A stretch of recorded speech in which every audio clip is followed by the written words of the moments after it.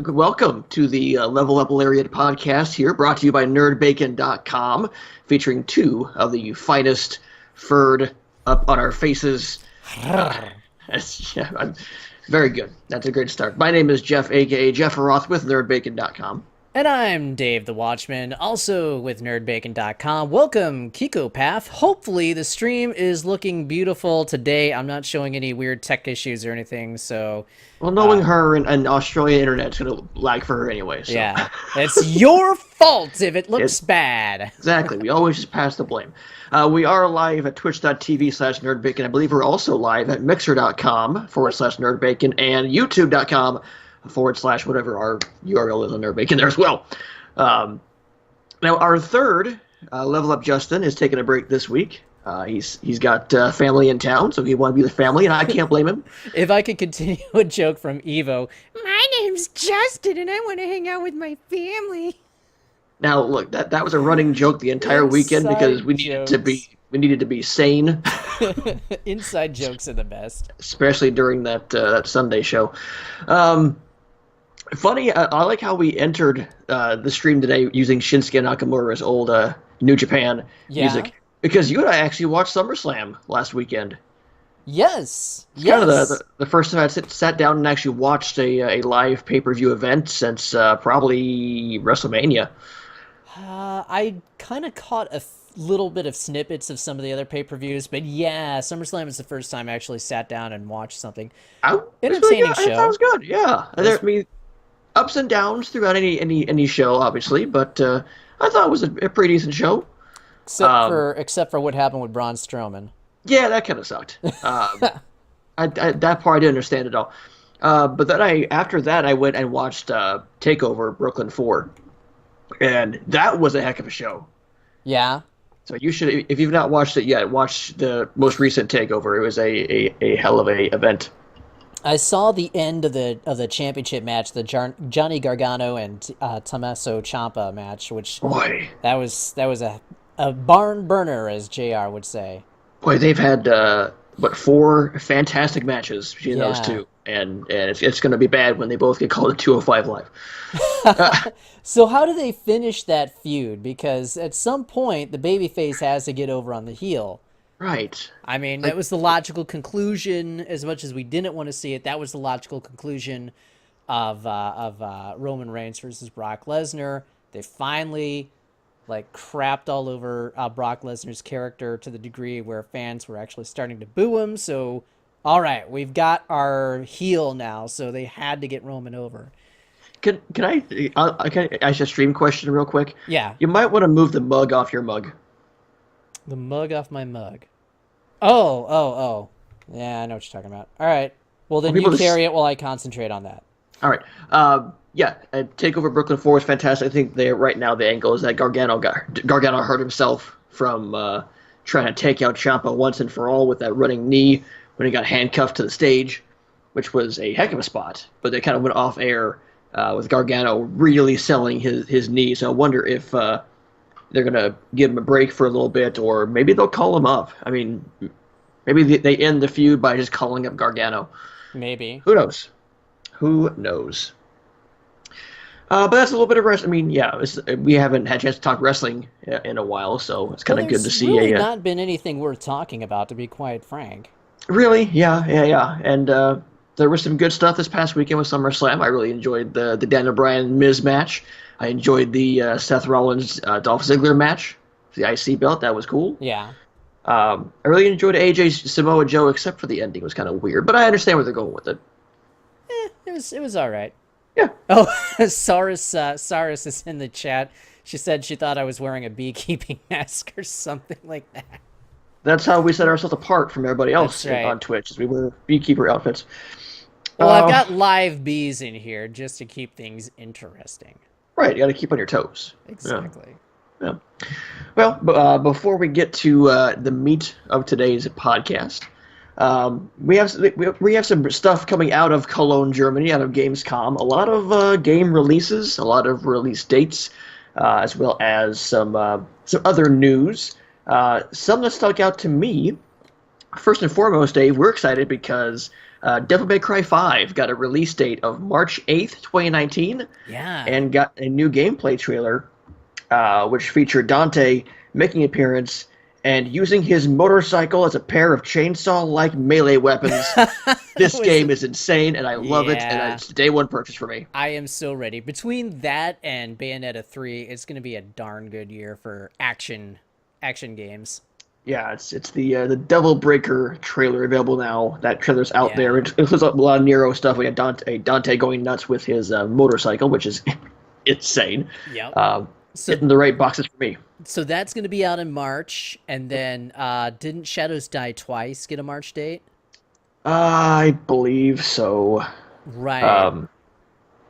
It got a March date. It's like March 21st or something like that. I saw MapleStory 2 is going to be launching this October, which will include a Battle Royale mode. What? Yeah. So MapleStory was it still is a 2D / MMO. Yeah. The sequel is more of a 3D MMO. So let's see here. They announced October 10th is the release date for it. Uh-huh. Starting August 22nd, players can be able to reserve character names and participate in the preseason for the Mush King Royale mode. Ooh. Was tested in the second closed beta, and will have new features like the ability to play in squads up to 3 other players, so 4-person squads. Top players will get Founders Packs, which will include exclusive items and cosmetics. If you buy a Founders Pack, you can get a head start on October 1st. All right, that means nothing. Yeah. I'm more intrigued by like the mush ball thing. That sounds like, to me, the concept of a mush ball is like a waffle, like a nice homemade waffle that's been mushed into a ball and it's like got like a syrupy center. That to me is a mush ball. There you go. Yeah. So if you're actually gonna feed me that, I'm in. Then if I could pre-order and then get an actual mush ball, that'd be great. Right. Not a koosh ball, but a moosh ball. Speaking of, I want to go on a tangent just for a little bit. So it's got a battle royale mode in it.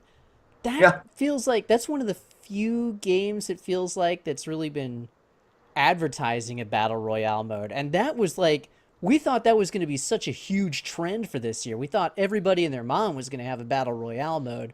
And you really haven't heard that talked about too much, it feels like. I mean, yeah, we're seeing it in Black Ops 4. We're seeing it in Battlefield 5.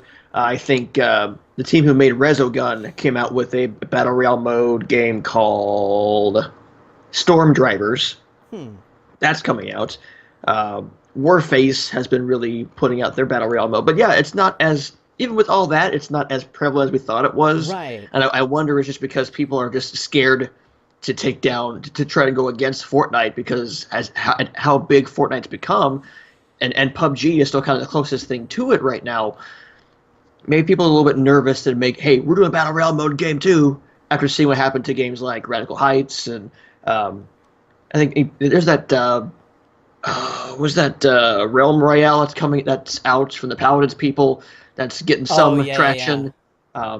We've got Islands of the Nine, we've got Cuisine Royale. It's just, they're there, but they're not as plentiful as we had been led to believe. You know, the last gameplay trailer for Red Dead Redemption 2 is going to be their multiplayer and their battle royale mode. I'm pretty much guaranteeing Red Dead Online will have some sort of battle royale mode. It has to, because they tried that in GTA Online. They had a special battle royale mode for GTA Online. The Xbox Game Pass is getting a bit of a deal right now. If you don't have Game Pass, it's a great service. Microsoft is lowering the price right now to $2 for the first month if you buy it. Normally it's $10 a month. They're lowering it to $2 and putting an extra month in for free. So basically, you pay $2 for 2 months of Game Pass. Wow. Huh. That's not a bad deal at all. Do you have to be an Xbox Live subscriber to use Game Pass? I think that is the case. See, I'm not a subscriber right now, so. I think that's the case. Amazon also running an Xbox Game Pass deal. Amazon Prime members get an extra 3 months free when they buy a 6-month subscription at the full $60 price. Which is like the last deal we'll see on Amazon Prime. Right. But on top of that, they announced that Halo, the Master Chief Collection, is coming to Game Pass on September 1st. That's big. That is really big. Yeah. Because bring the Halo. Hopefully by now the multiplayer server has been fixed. We'll see. We shall see. They announced that Saints Row the Third was coming to the Switch. Yeah, I saw the wannabe influencer shouting off the rooftops with glee, "Hooray! There's an Xbox 360 port coming to the Switch!" And I'm just like, what's wrong with you people? Seriously? Yeah. I mean, I think that the Saints Row the Third is the best in the series, but it's weird to be just coming to the Switch. yeah, who cares at this point? It came out in what, 2011? Something like that, yeah. Something like that. It's an Xbox 360 title. I mean, at this point, we shouldn't be celebrating that unless, it's something crazy. Hey, I love that random stuff like that's coming to the Switch, so I'll take it. Soulcalibur VI announced they're going to have a custom character creator, as well as, which kind of reminds me of Soulcalibur 3. And Tira will come through as DLC as well. Yeah, people have been commenting about how it's kind of crappy that they're announcing DLC before the full roster is announced for Soulcalibur 6. And you know what? I tend to agree with them. Unless it's like some crazy guest character or something. Like, hey, Bayonetta is going to be in Soulcalibur, or 2B is going to be in Soulcalibur. Yeah. As DLC. And then I'd be like, all right, I'm in. Let's do it. Let's go. Yeah. Let's see. Trying to pick some other. Shenmue 3 got a August 2019 launch date. Michael Huber rejoices. This is true. August 27th is the release date for Shenmue 3. Yeah. So in just about 1 year from now, we'll be 1 year from next week. We'll be playing some Shenmue 3. That'll be 4 years and a quarter since it was announced. Jeez. Because it was announced at E3 2015, the E3 of Dreams. Yeah, it was. So what do we get announced? We had Horizon announced. That actually came out. Shenmue, Final Fantasy VII Remake. Right. And then what was the other one? Last Guardian? I think so. Yeah, that sounds Guardian. Right. So we had 50% of those games come out, and 50% of them are just in development hell. Yep. Well, maybe Shenmue's not in development hell. We know Final Fantasy VII is in development hell. Yeah, I think Shenmue 3 is getting out of development hell. Sekiro Shadows Die Twice will launch March 22nd. Okay. You were correct. All right, I was pretty close there. I was off by a day.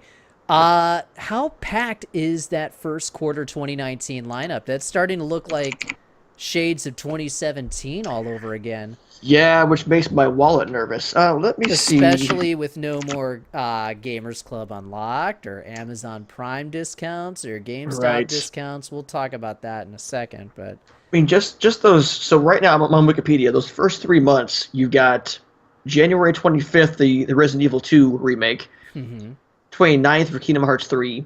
Oh, that's right. I forgot about that game. Yeah. February 22nd, you have Anthem. You have Oh Days my Gone. gosh. That game is going to be dead on arrival. Anthem? Who's talking about Anthem right now? Right now, nobody. Oh, man. We've got Days Gone, Metro Exodus, Anthem, and right now, supposedly Crackdown 3 all on the same day. Yeah, right. Yeah, right. That'll be out in June. Probably.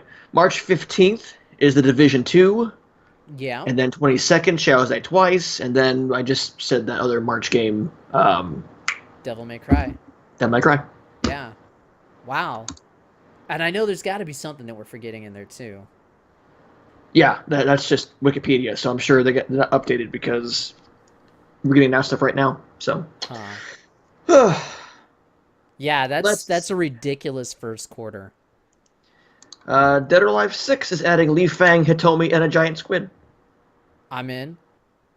I liked that demo. I liked that demo at Evo. Yeah. It played really well. It looked so darn good. Yeah, that was it. It played fast. It played great, and I'm okay with them toning down the boobs. You know, everybody seems to be toning down boobs, and I'm just like, why are you ashamed? I was gonna say. No, but Mention. I think to your point, they're going towards an esports a more esports friendly environment with Dead or Alive 6. So we'll see how it works out.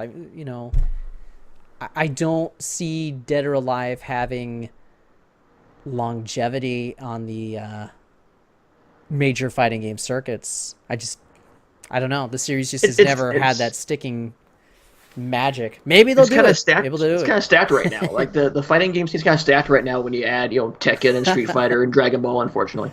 And Soulcalibur is going to make its way in there as well. I think Soulcalibur will be a major player at these big time events.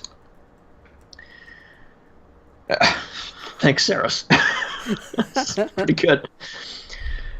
Oh, let's see. I had some other stuff. Dying Light Bad Blood's Brutal Royale hits early access in September. If you remember what Dying Light was. Do you think Dead or Alive 6, like after it comes out, do you think their DLC is going to be like okay, here's the pervy stuff? Yep. I think they're going to have like a swimsuit DLC. Those bastards. They're gonna hit me for like hundreds and hundreds of dollars. Knowing you, yeah. Black Ops 4 Battle Royale beta kicks off September 10th. Hey, did you play that mech action game that had that beta? I can't remember the name of it now. Oh, that Override Mech City Brawl. Thank you. Yes, I did. Thank you. Override Mech City Brawl. Thanks. How was that? It was a closed beta. I was able to stream some of it, so I may post the video over at the site. But it's slow and prodding as you'd think a mech game would be. It's not like a Warframe, go fast all the time thing. It still needs some work, but I definitely see the potential there. It's got cool, destructible environment. It's sort of like if you took King of the Monsters. Okay. Remember that old SNK title, SNK the Monsters, and then make it like behind the shoulder, third person, 3D, because they got all the destructible environments and the weapons and everything. It's just and really cool special moves. But so right now it's a lot of button mashy. Doesn't seem too technical, but of course it's me just going, "What is this game?" So I bet they have they've got a full garage, right, customization garage, which wasn't in that build that I played. But I assume customization will be a big thing, either cosmetically or I can bolt a new arm to my person, which would be dope. That would be very cool. But no, it has potential. It comes out in December of this year, December 4th. So I'll keep my eye on it. But I'm not like, oh my god, I must play this game right now. It's interesting. Well, hopefully it'll turn out for the best. When is it out again? Yeah, I think you just mentioned it. December 4th. December 4th. Okay, so it's got some time. Yeah. It's going to get buried by Smash, though. Yes. Assuming Smash makes its date. Black Ops 4 Blackout Beta begins on PS4. Xbox One and PC will jump in afterwards. So it starts on PS4, and then Xbox One and PC will get a second crack at it. Huh. Probably the week after, it says. Okay. Oh, wait, okay. Blackout Beta for Black Ops 4 go live on PC and Xbox One on September 14th, 4 days after it appears on PS4. So with these exclusive deals that they run, do they expect people to switch between systems with each new deal? Like, oh, all the DLC's coming out first on Xbox this year. Okay, I'll run out and buy an Xbox. And then it's on PlayStation first the next year. Well, I better run out and get a PlayStation. Do they really think that the market's going to act like that? Or I think with the title like Call of Duty, I think because Call of Duty is still a huge seller. But at this point in the console life cycle, especially when, rumors are out there, and we'll get to this, of the next generation being closer than what we think, I don't know if right now, but definitely when the next generation gets closer and like the next Call of Duty game on Xbox Next and PS5, and then they may think that way. But I think this kind of late in the console cycle, don't expect people to go out and get an Xbox One X or a PS4 Pro unless you drop the price on those things. then I think price drops are coming eventually. I mean, we might see something by the end of the year. Yeah. Holiday madness will be here soon. I think it's more just they want them to play the game on their, not necessarily buy a whole console, but play the game on their console. Yeah. And then maybe sway them into staying with that console going forward and becoming a PS4 fanboy or Xbox fanboy or something like that. And fangirl, sorry. Twitch Prime rolled out a new update. Basically, they changed how Twitch Prime operates, and the big thing is it's not ad-free anymore. Boo. Yeah, so if you want ad-free, you must sign up for Twitch Turbo, which no one even knew existed until this came out. So yeah. Yay, yet another service that we have to sign up for. So, I mean, the main thing with Twitch Prime is that it's part of Amazon Prime. You get one free channel sub per month, which at twitch.tv/JeffRoth. I think you get some other like free games with Twitch Prime as well. But the big draw was you could watch Twitch ad-free. Not the case anymore. Yeah, that's how much is a Turbo subscription? Turbo costs $9 a month, and Twitch Prime costs $11 a month. So you have to have Prime in order to get Turbo? I don't think so. I think Turbo you can get by yourself. Nickel by and itself. diming. Just Exactly. everybody's nickel and diming. Exactly.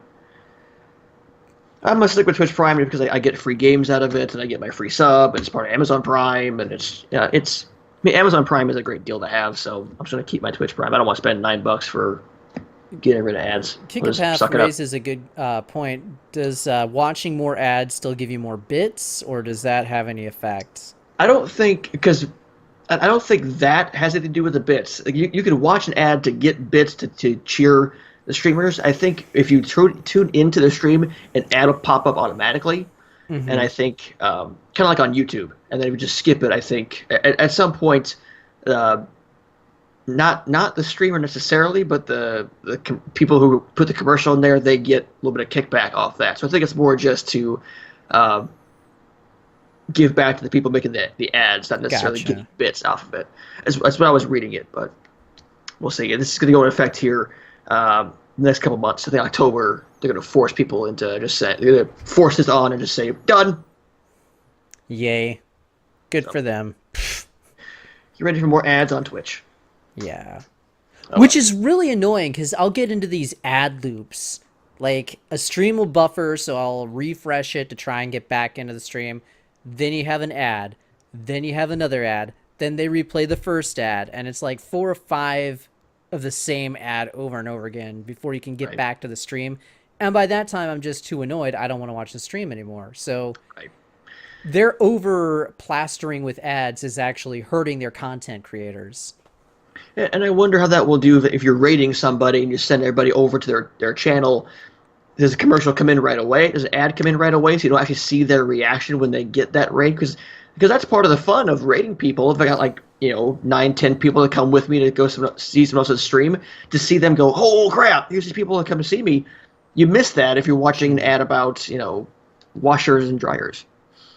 Yeah, Kikapath also says that it really interrupts the stream and the community engagement.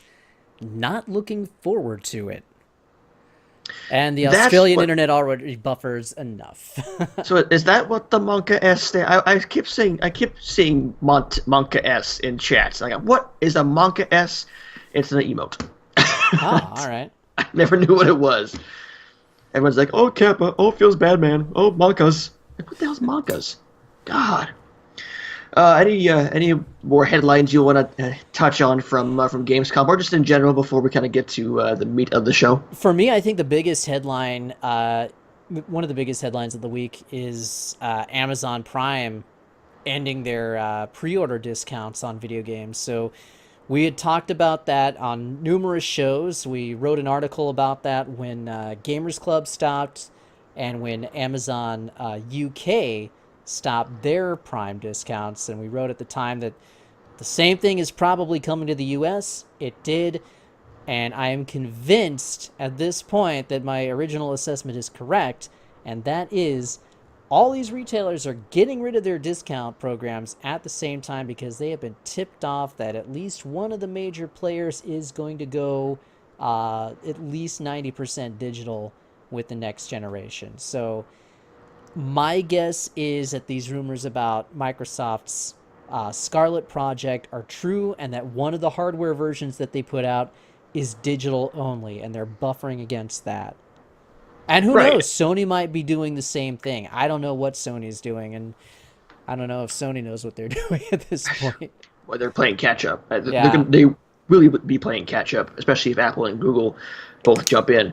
Right. And there's no way that Apple and Google are, if they get in, there's no way that either of them are going to have physical media. I mean, Right. Because they don't have it now. I mean, right. their business model has been, everything digital with all their devices. So it's readily apparent that all of these retailers are trying to buffer themselves and get every last dollar that they can out of physical media before it starts to slide into obsolete. Becoming obsolete. Obsolete. You can't, like we said, you can't discount physical media if there's no physical media. Right. And it's not going to be a thing that happens overnight, but people say that physical media is going to die out slowly, but I think once somebody finally starts pushing that rock down the hill, it's going to gain a lot of momentum, and I think physical media will disappear faster than we are thinking at this point. Yep. As long as they keep, physical special editions, like I can get God of War the next with this cool statue and the code that I punch into my system to actually get the game. I hate that though. It's so cheap. I know. One more bit of news. We got a sequel to Windjammers. Holy buckets! It happened. Windjammers 2 got officially announced, and it is coming to all platforms. We did it, people. We got the Windjammers sequel. Is it coming to all platforms, or is it just Nintendo Switch? Because that really felt like it was just Nintendo Switch, at least at this point. I thought, for sure, PC. Well, what? I think it's probably just. I think it looks like it's Switch and PC. There you go, Switch and PC. Wow. See, that is a huge coup to me. I mean, Yes, Windjammers is a classic. My big worry is, how do you improve on perfection? I know. I mean, just take it and HDify it, and don't mess with the system. Okay? Slippery slope, but yeah, that's really exciting news. A 24-year-old game finally getting the sequel it deserves.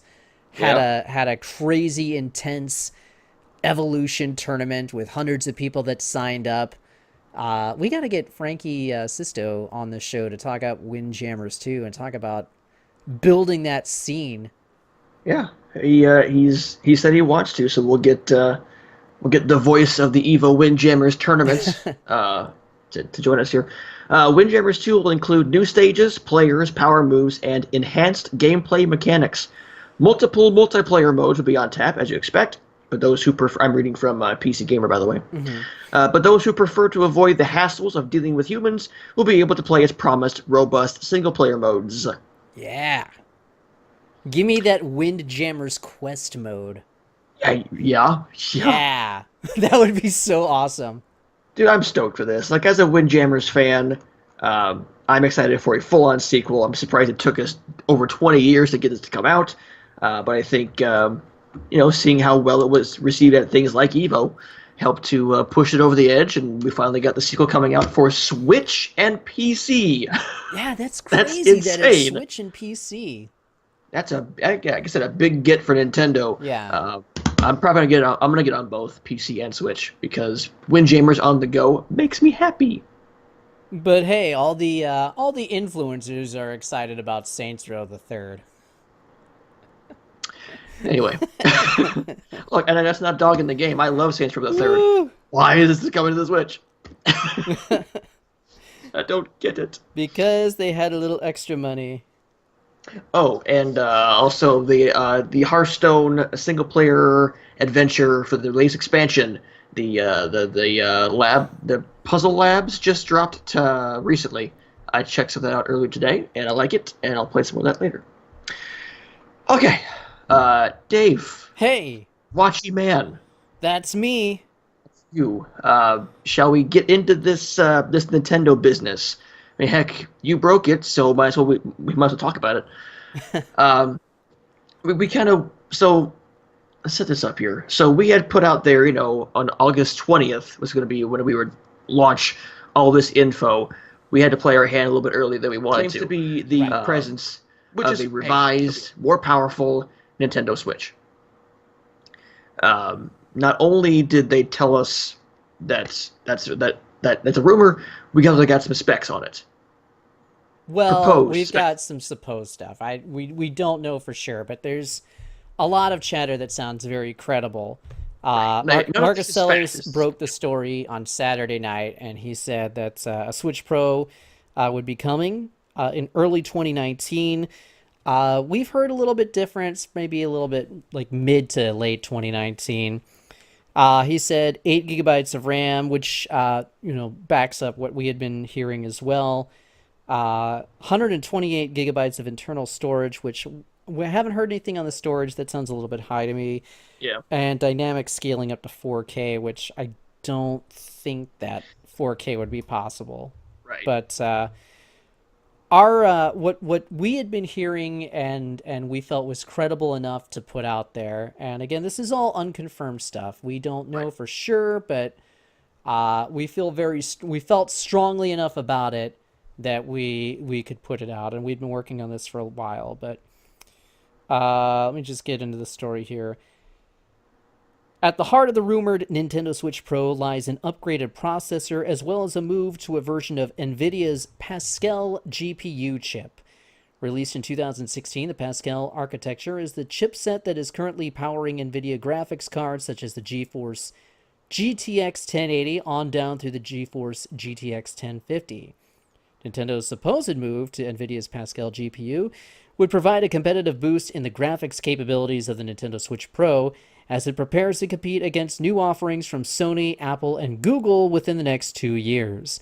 One of the main selling points of Pascal was that the chipsets NVIDIA offered in gaming laptops were on par with those that they offered in desktops. So that was a huge thing because laptop graphics processors up until the GeForce the 10 series were pretty bad. So yeah, the fact that NVIDIA is able to offer, and I don't know if this is going to be the 10 series or if this is going to be an offshoot, that hasn't been made clear. But right. The fact of the matter is, with the announcement of NVIDIA's RTX, we might start seeing prices come down for the 10 series, and that makes it damn time. Yeah, that makes it more of an affordable option for Nintendo. So that's, and NVIDIA and Nintendo have a partnership as well. But right, the main thrust is we've heard from a lot of chatter about a Switch Pro coming, and we felt that it's pretty solid that we can put that out there with a lot of confidence and say that there is a revision coming.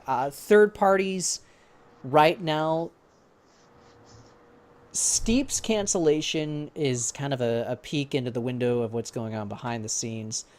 Third parties, in order to get their game out on the Switch, they have to have something with more power. Right.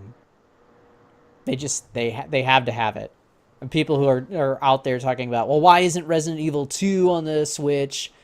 It uses closed corridors and everything like that. It's not as simple as that. There's a lot that goes in. Have you looked at the Resident Evil 2 trailer? Yeah. I mean, there's no way that can be on the Switch in its current form. No matter how much you love Nintendo, you have to admit to yourself, the Switch is just not as powerful as a PlayStation 4, Xbox One, PlayStation 4 Pro, Xbox One X, etc., etc., etc. In order for game developers to work within that architecture, they have to fiddle with things a heck of a lot. And when you have to get in there and do too much surgery on a game, then it becomes too cost prohibitive in order to go in and fool with it. It's like, the dog's got cancer. Do we save the dog or do we put him down?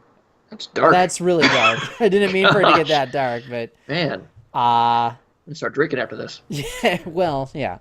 So look, like Bethesda can put their big stuff on there, but again, this like Skyrim can run on anything right now. Skyrim can run on Amazon Echo, but like Skyrim can work on a Switch and they had to scale back some things for it. Doom and Doom Eternal are going to work on the Switch, but again, they had to scale back.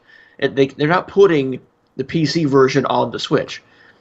But with the Switch Pro, they can take these games and make them more like they can make them more like their counterparts, which is what they want to go for. Because they know that graphically they can't compete with the PS4 and Xbox One.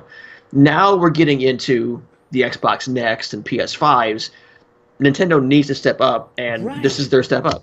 Right. And there's no way that the Switch Pro is going to be graphically as good as whatever it is that's going to be on PlayStation 5 or whatever Scarlet's going to end up looking like, but at the same time, Nintendo has to do something to A, entice third parties to continue to support their system, and B, be able to offer something that's still attractive enough, because it is a hybrid console. No matter how Nintendo views it, the public still views it as partially a home console. Right. So you've got to have something that looks attractive enough to sit in the same comparison as next generation offerings. And they're hanging their hat on the fact that they want to make games that's not only fun on a TV but on the go as well. That's their Right. hook. Is not only are we Nintendo, we still have a solid name value, but also this thing can go with you. Right. And Which it's a that's great hook. yeah It's a great hook. I mean, yeah that's what got me excited about the Switch in the first place. But yeah. uh it's been very interesting seeing the backlash from people on the internet over the Switch Pro Go ahead. rumors that are going out. I'm Well, gonna get my soapbox warmed up, but go ahead no, I'm just and saying thing.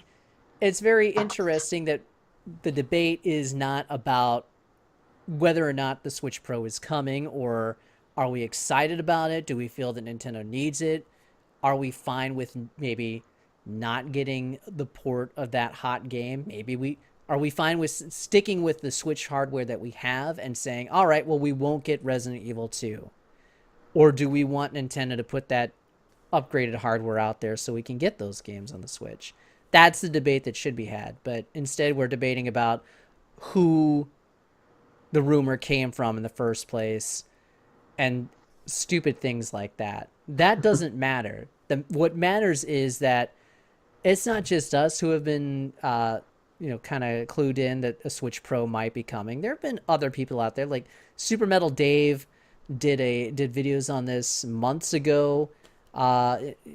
Digital Foundry was talking about the idea of a Switch Pro. So these are things that have been out there. This is just the first time that we had heard solid rumors about things like, what the guts of the Switch Pro are going to be like. Yeah, we got actual numbers, which accurate. I mean, if they end up being true or not, we're starting to get numbers, and that Right. makes We're starting to sense. get an idea of what direction they're going with the Switch Pro. So that's what the debate should be about. It's not something that we pulled out or that has just materialized Saturday, because people have been talking about this for several months. Right. But the point of that story is to say, hey, this is getting more solid. Here's what we're actually hearing about the guts, and here's what it would be comparative to what's out on the market right now. And here's how Nintendo might handle it, because a big concern with some of the people who are a little bit more rational online is Nintendo wouldn't do that because it's market fragmentation, which you're right. Makes That is a sense. big Yeah. thing. Market fragmentation can kill a console. Um, but and that was one of the the arguments that I had against like PlayStation 4 Pro and Xbox One X coming out, is like, well, you're splitting your market, but that didn't end up happening. I don't think the PlayStation 4 Pro or the Xbox One X weakened those markets significantly. At the same token, though, neither of those two system launches had exclusive games.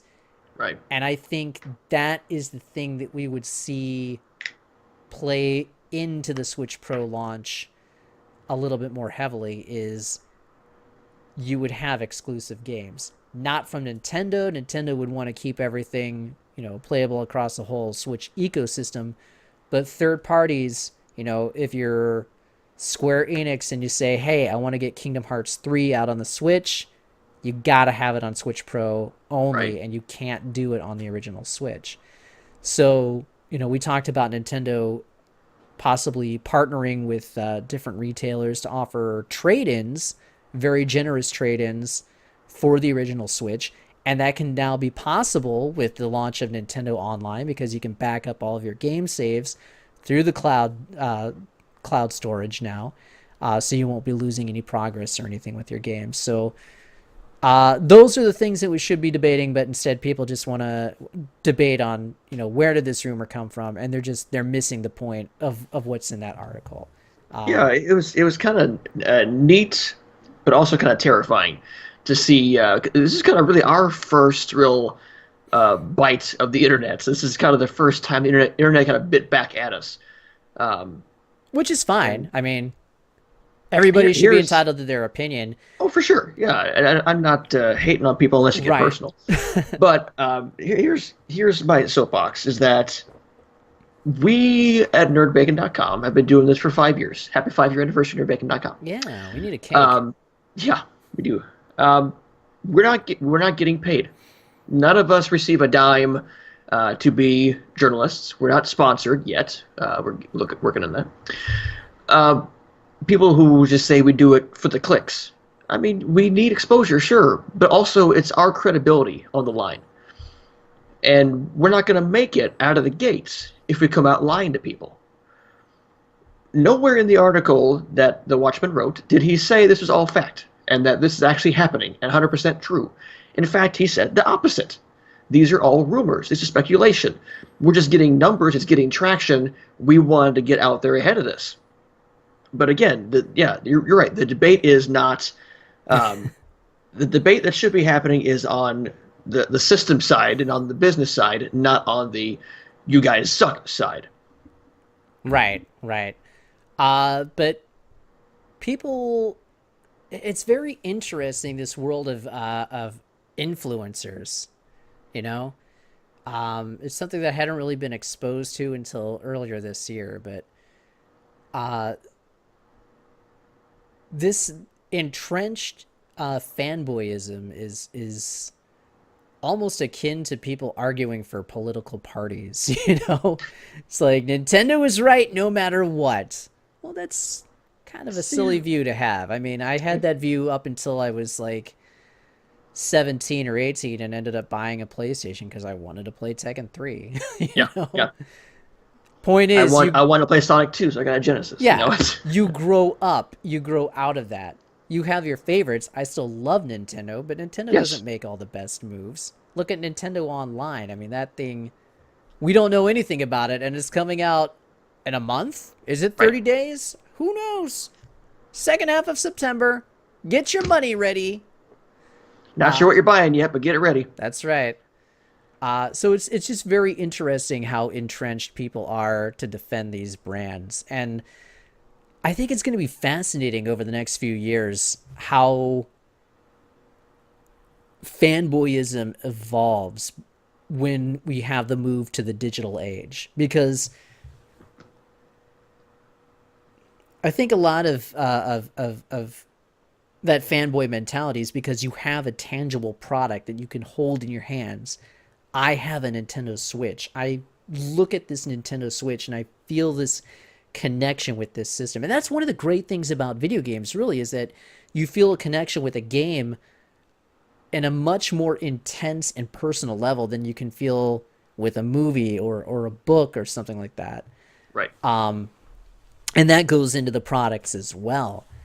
So when we have that move to all digital platforms, and maybe we just have a stream box and not a Nintendo Switch or a Sony PlayStation or something, how is fanboyism going to evolve, especially if streaming becomes a thing maybe in the next 5 years or so, and we're just streaming our Nintendo content? Because we don't really have people who are like, oh my god, I love Netflix, Amazon Prime, you go to heck. We don't have people like that right now. We don't have people who are that you know of, I'm sure. right. They We don't have exist. service fanboys. So will the Nintendo or Sony fanboy, will those people fade out once physical, tangible products go away? Or will there still be that brand loyalty to that streaming service, to that brand? There'll still be, I think there will still be loyalty to the brand, but I don't think it'll be quite to the level that we see now. It'll be a culture shock for sure. Right. Because I like just like I have an entire bookshelf of like my old PS1 and my Xbox OG boxes and games that I own, and the box art, like I remember this and my time with this back in the day, and Mm-hmm. now all I'm gonna have is a box like this on my TV. Just, oh, you have this game. It's gonna be weird to punch in code. I mean, I have it with Steam, obviously, but my PC games are basically all, through Steam or through whatever thousand different storefronts I buy them off of. Mm-hmm. But a Nintendo Switch game or Switch Pro or Xbox Next, and it's just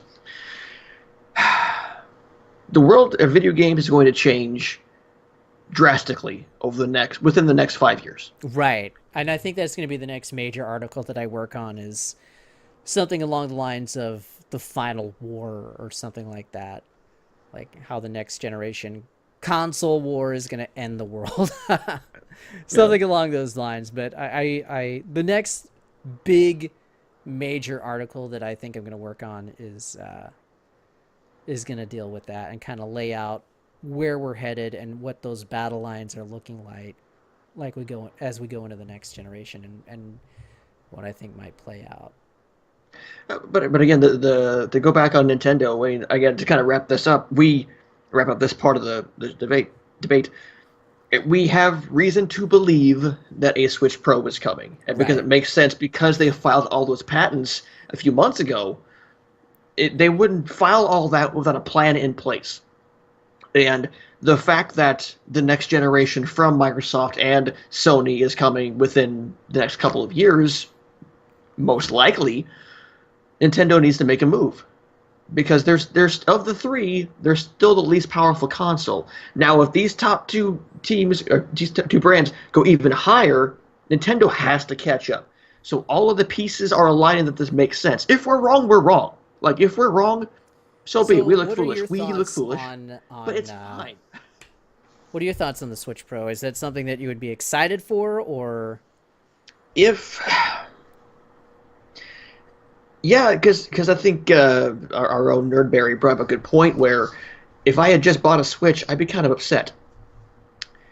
Um, because we're a year out of it now, from the launch of the Switch, and now supposedly this rumored device is supposed to come out late next year. So that'd be a 2-year cycle on just the base Switch. It's going to depend on trade-in value. What do I get as somebody who had the original Switch? Will you guys help me upgrade to the Pro? And if I do upgrade to the Pro, what are my benefits? What games am I going to be able to play that I can't already play on my PC? sure? I mean, I hopefully here pretty soon you'll see my article on the 5 games that I'd like to see on the Switch Pro. But again, a lot of those games that'll be so powerful on the Switch Pro, I'll play on PC. So it's going to depend on, how they're going to help me upgrade, and then once I do upgrade, what are my benefits for Right. upgrading? I'm excited to see what they do with it, because Nintendo can work wonders. The Switch is such a unique and great console, so to see where they take it from here interests me. But if they put out Animal Crossing on the Switch Pro, okay, I'm sold. But yeah, it's just be a matter of, make it worth my while to upgrade, and then help me upgrade. Right. I just find it also interesting that the same people who were naysaying that article, that, oh, Nintendo would never do that, et cetera, the same people who are naysaying are also like, oh, well, why isn't, the Dark Souls trilogy bundle coming to Switch? Why isn't Resident Evil 2 coming to Switch? Well, it's because it's just not possible. Right. But anyway, sometimes you can't talk You can't talk to everyone. You know what I mean? You can only shout in the void for so long. Right. Whatever Before will your heads are happen spinning. will happen. If it does happen, hopefully they will partner with some folks to allow for trade-ins, and it won't be too expensive. So if you could end up, shelling out $100 after trading in your Switch for the Switch Pro, yeah, that's absolutely worth it. That's a Yeah, no-brainer. yeah. And I It, think that might be what they're going for, because that would keep the market. Most of the 20 million people who have a Switch would probably upgrade to a Switch Pro if they could trade in their Switch and then get it for $100. I think yeah, most people would do that. that's a good sweet spot. Is Right. $100. I'm more than happy to shell out $100 to upgrade the Switch. No problem. No questions asked. Right. And on the software side, they're kind of in a good place. Like they're actually in a really good place because Ubisoft loves working with them. They also recently announced that Diablo 3 is coming to the Switch. So now they have Blizzard in their back pocket with the Switch. They have these companies that are willing to work with the Switch. They have Windjammers 2 coming, for God's sakes. They have plenty of big name companies who are liking what the Switch is doing. So they're already in the door with it. If they come back and say, okay, here's a more powerful Switch, then not only will it make those people happy with Ubisoft and Blizzard, but then we'll also, hey, does EA want to do some stuff with them? They'll Yeah. start getting other people involved with them. So I think on the software end, it'll be an easy sell for third-party companies. I don't think we'll see EA actually wanting to do anything with Nintendo very much. EA, I think, is moving towards their own thing with Origin Premier. Sure. So they're setting up their own ecosystem where they can move away from consoles entirely, which would Right. be crazy. Nintendo's done a really good job of setting up a great ecosystem for independent developers Yep. for smaller scale titles. It's Every day seems like there's like 10 new games on the eShop of indies, which is great. yeah, it's doing really well. But not only that, but some of the bigger indies that come out, we've seen a number of stories come out where, such and such game launches for the Switch, and in 48 hours, it already has sold more than it has on PlayStation 4 and Steam combined. Yeah. So there are a number of stories like that, and that's one of the successful things that Nintendo has done. And of course, they're always successful with their first party software. That's the reason Nintendo is still around, is their first party software. So they need to Absolutely. do something to create a competitive environment for other third party studios that aren't Right. necessarily independent. Yeah. But yeah, the article that I wrote should be up next couple days or so of the 5 games I want to see on this new Switch, and of course, open to speculation. What games do you guys want to see on this new Switch Pro? Either games that have been announced or games that have not been announced yet. What's your fantasy? What's your fantasy? Dave, what have you been? Should we move on to just Yeah. general discussion? I don't know if you want to put a bullet into the end of the Nintendo talk. Kenny Omega Bullet. Yeah. Speaking of which, that new Fire Pro Wrestling World comes out the 28th on PS4, and the New Japan content will also drop on the PC version. So, which include that Fighting Road story mode. How much does it cost to sign up for Ring of Honor's streaming service? Because I kind of want to see All In. So All In, I believe, is on. They're doing that through Fight. That's not through Ring of Honor. Oh, okay. That's all right. That's old Cody and the Young Bucks. So I think that's on Fight.tv, FITE.tv. Okay. I think it's like $40 or $50 to stream that. Oh, no thanks. Never mind. I think I could be mistaken on that. Oh, Anyway, go ahead. so I think you were gonna ask. Oh, it's $40 for $40. to buy the All In. That's tempting. That is really tempting. Yeah, it is, because it's a big deal, man. That's a Yeah, really big that's deal, and I pretty want to cool. support those guys. I also kind of want to see if they're gonna show, if they do it on a pay-per-view or stream or something. I want to see the Madison Square Garden show. Yeah. Do you think CM That'd be Punk will cool. come back to All In? Do you think he'll make an appearance?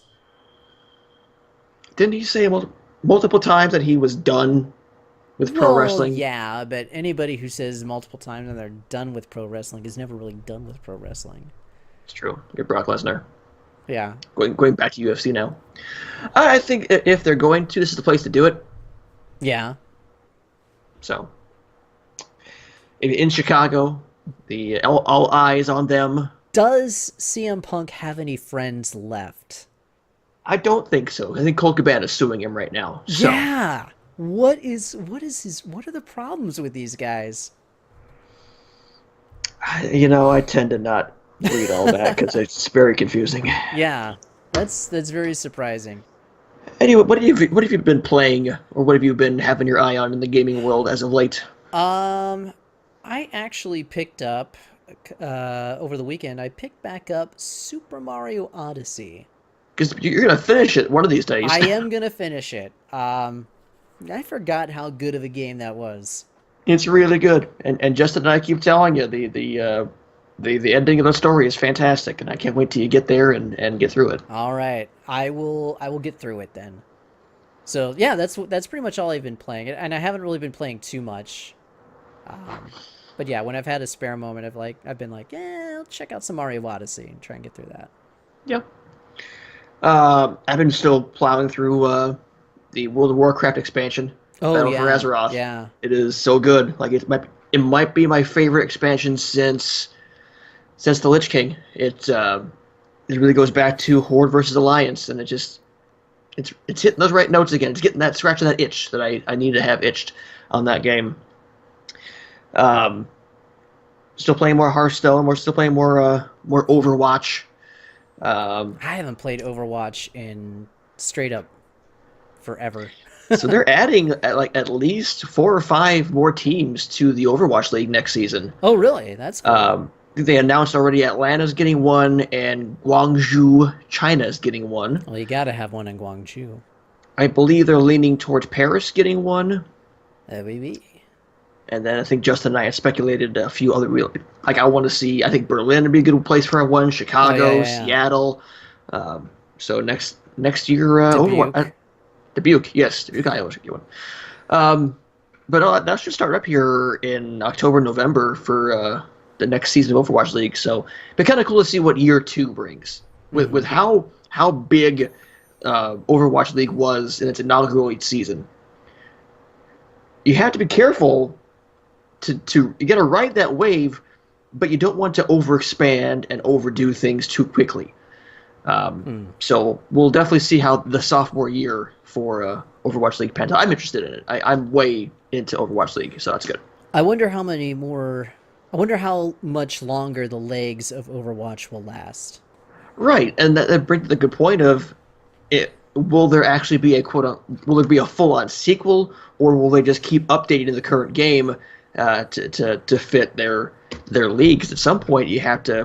Look at World of Warcraft has been updated graphically a couple times since 04. So you can do that with Overwatch. You can update the graphics, 5, 6, 7 years down the road. But at some point, when do you go on to finally count to 2? And that's a good question. When did that come out? 2006? Overwatch? Yeah. 16.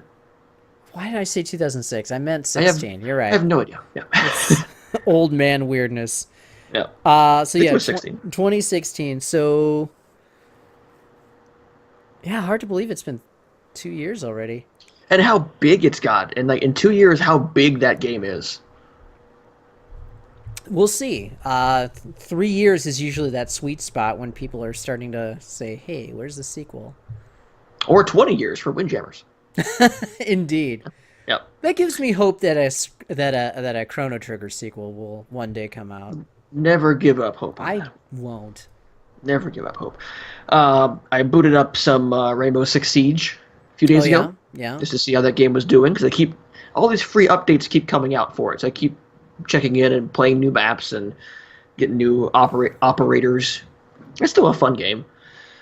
What else have I been playing? That's kind of really been it. I mean, that's really been it. I've kind of been low key. Yeah. I've been on a kick to jump right back into Red Dead Redemption all of a sudden. Like, You, the more I if, see of 2... if it's been a while since you played that game, you got to get those last shots in before Red Dead 2 comes out. How It's been so... good did that video look last week? Oh my god. Oh my god. I think I tweeted, "Be still my beating heart." I know, right? That game, just it was such a great game. Justin has said it didn't do much for him, but I don't think he was he didn't love the first game as much as you and I did. I'm Justin. I don't like good games and cowboys. It's like he's right here. I know, right? But no, that game really struck a chord with me right away, and I fell in love with it. It's one of my favorite games of all time. Look, and to see Justin, you gotta be somewhat of a man to like Red Dead Redemption 2. Now I know this might be a foreign concept to you, but you gotta be the type of man that likes to sit up on top of a mountain sniffing mountain flowery air and taking a big old hunk of beef jerky and chewing tobacco all in one fell swoop and trying to play that little delicate game of which one are you going to spit out and which one are you going to swallow in one fell swoop. Is it going to be the chewing tobacco or the beef jerky? It's a dangerous game being a mountain man, and that's the type of man that Red Dead Redemption 2 requires. Now, Justin, I ask you, are you man enough for that game? We'll find out next week when he gets back on the podcast. At one point, I swear, all 3 of us will be on a show at one time. Exactly. I swear. Well, let's see. But no, last week I had to pick up Lauren from the airport. Yeah. Yeah, and then the week before that was internet issues. Yeah, I was getting like 500 kilobytes down. Yep. Yeah, it's coming. But no, I the more I see Red Dead 2, the more I'm like, man, I should go back to Red Dead 1 and just play through that. I've just been in a mood for that. I really wish the PC port coming because I'm just a PC main, but I'll pray to play on Xbox. Where I play that's the last one.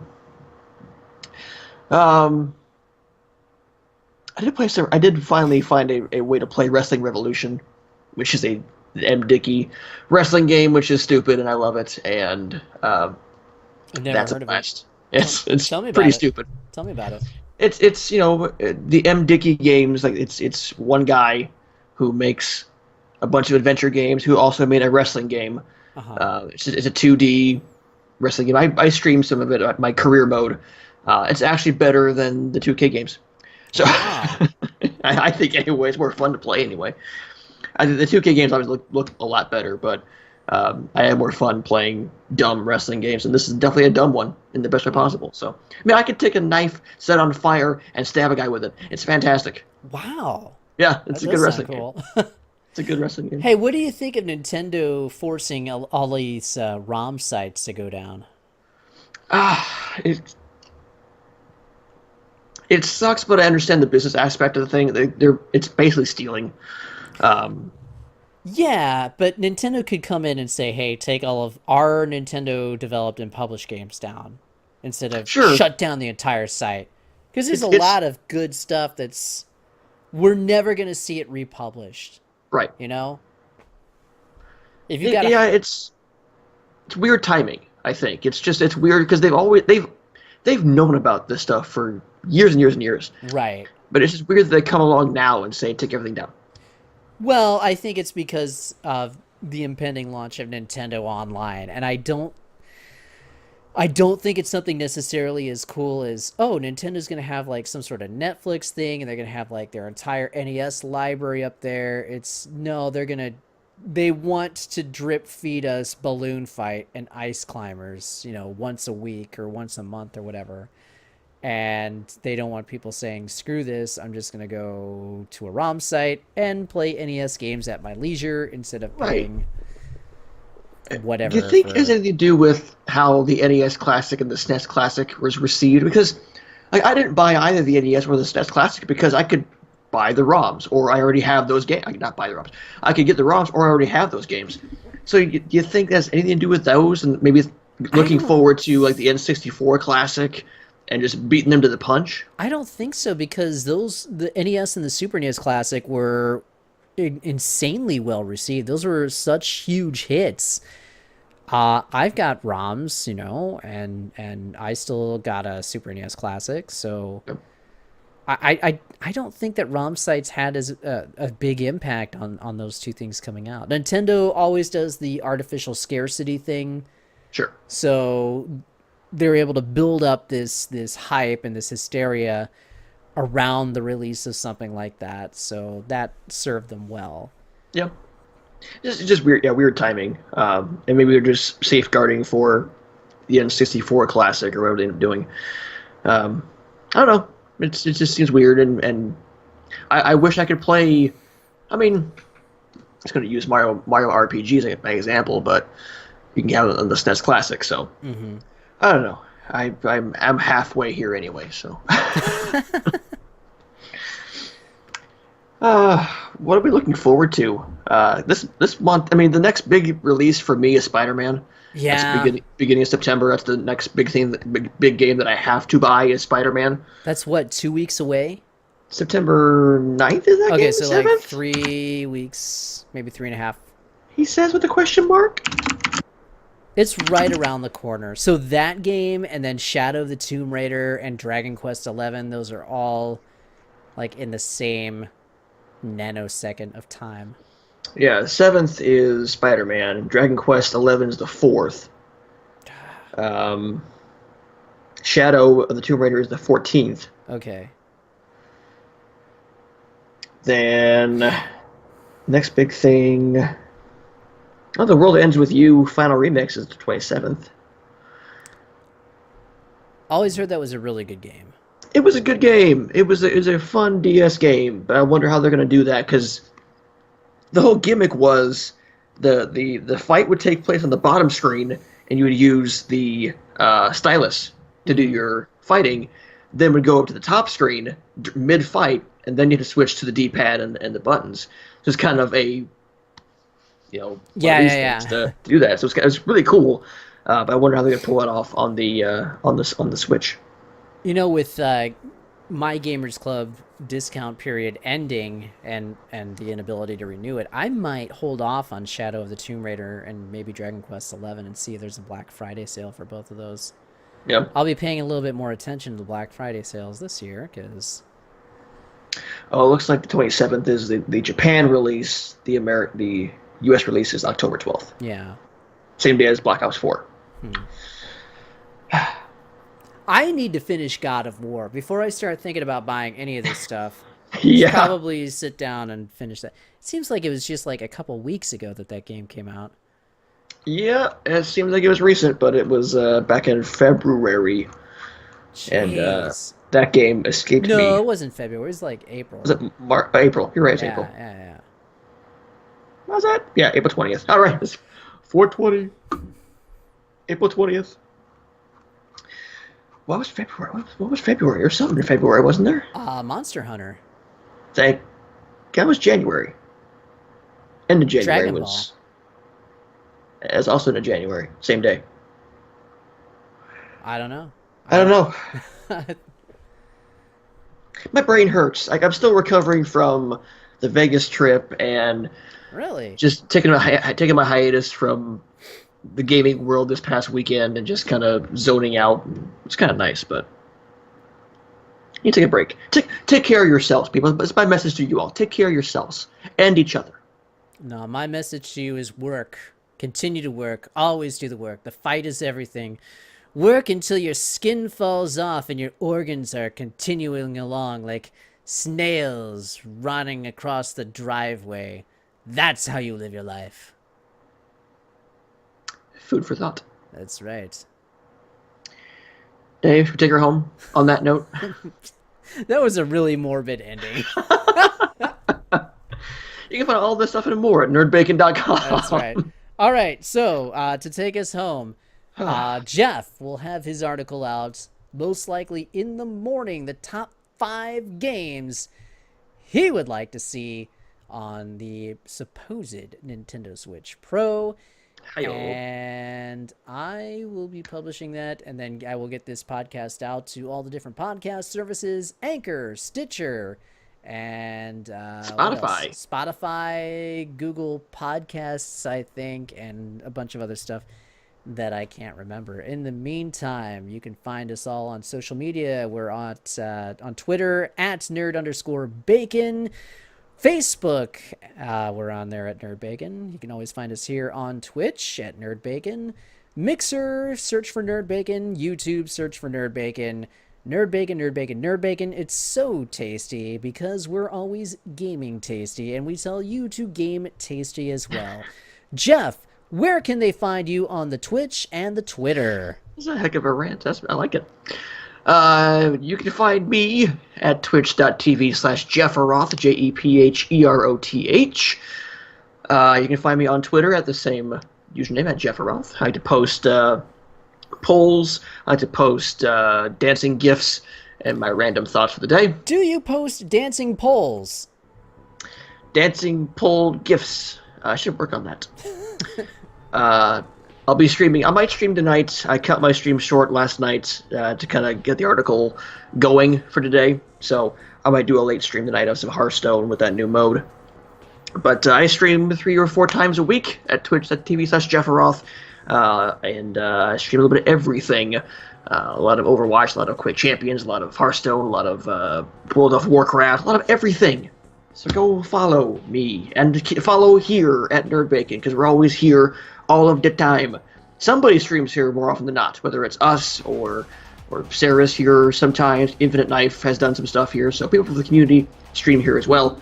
And then, of course, also find Justin, our third, at Level Up Justin on Twitch and Twitter as well. All right, excellent. I think that's going to wrap it up. Any final words for the public today? Thank you for continued support. And just know that if a Switch Pro happens, we told you guys first. So, butts to you. Yep. That's very professional. All right, that'll bring it home. Thanks so much for watching. For everybody here at Nerd Bacon, that was Jeff Roth. I'm Dave the Watchman, and Level Up Justin is somewhere trying to find the fortitude to play Red Dead Redemption 2. Maybe someday he'll find it. Just Who knows? kidding. To each their own. All right. Thanks so much for watching. Thank you so much for watching. You all have a great night. And remember now and for always, game tasty. Oh, one other thing. I wanted to say, the music that we came into for the pre-show, the music that we're going out to is something that I wrote down here, and now I can't find it. Oh, Dance with the Dead, Loved to Death. Dance with the Dead and their album Loved to Death. I really dug this music, and I wanted to put it out there. Yeah. I will say, that album just dropped recently. I saw it on Spotify. I love Dance with the Dead, and I'm so happy you picked them, because they have fantastic music. I'm a huge fan. All right, excellent. Now we're really closing out. Thanks so much for watching. We'll be back here next week, same time, 9 p.m. Eastern, 8 p.m. Central, on Twitch, Mixer, and YouTube. Tell your friends, tell your neighbors, tell your enemies. Thanks for watching. Have a good night, and remember, game tasty. Tasty. Good night, everyone. Bye, y'all.